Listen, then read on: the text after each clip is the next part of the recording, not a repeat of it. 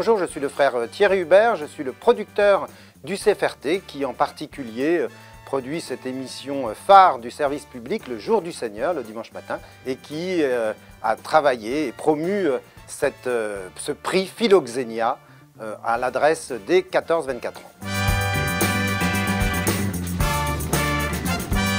Alors l'idée du prix Philoxénia, il venait d'abord du mot lui-même qui est utilisé dans la Bible pour dire le mot de l'hospitalité et qui nous paraissait être au jour du Seigneur un élément aujourd'hui très actuel de notre société. Dites-nous comment vous, aujourd'hui, concrètement, vous vivez l'hospitalité. Et de ces deux éléments-là, eh bien, est née l'idée d'un prix Philoxénia pour les 14-24 ans.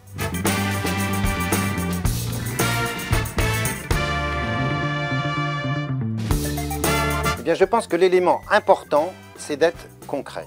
Regardez autour de vous comment vous vivez l'hospitalité, avec qui, est-ce intergénérationnel, est-ce avec des gens très différents dans la classe, est-ce avec un club de sport, avec des personnes handicapées ou d'autres facteurs. Essayez de voir comment s'intègre dans votre vie cette notion si centrale dans la Bible et dans l'Évangile, de se dire mais vers qui je me tourne pour parler.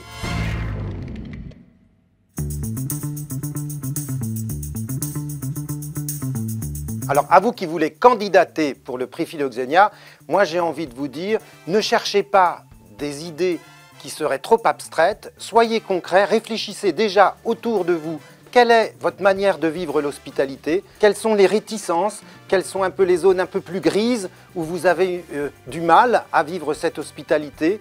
Et puis, quel est l'effet de l'hospitalité quand elle est vécue sur vous-même et sur la personne accueillie?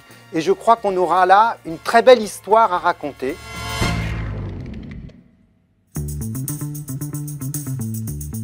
Dans la société qu'on veut construire demain, il y a cet accueil de l'autre qui est différent de moi. Et comment le vit-on?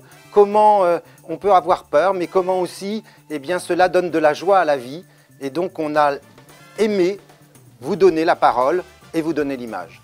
Il nous a semblé aussi que ces smartphones, qui peuvent souvent être facteurs d'exclusion et de moquerie entre nous, eh bien, soient là le porteur du beau message de l'ouverture à l'autre, de son accueil et de la richesse qu'il nous donne quand il vient tout d'un coup frapper à notre porte, frapper à notre cœur et nous dire quelque chose de la beauté d'être aujourd'hui, au XXIe siècle, eh bien, acteur d'ouverture.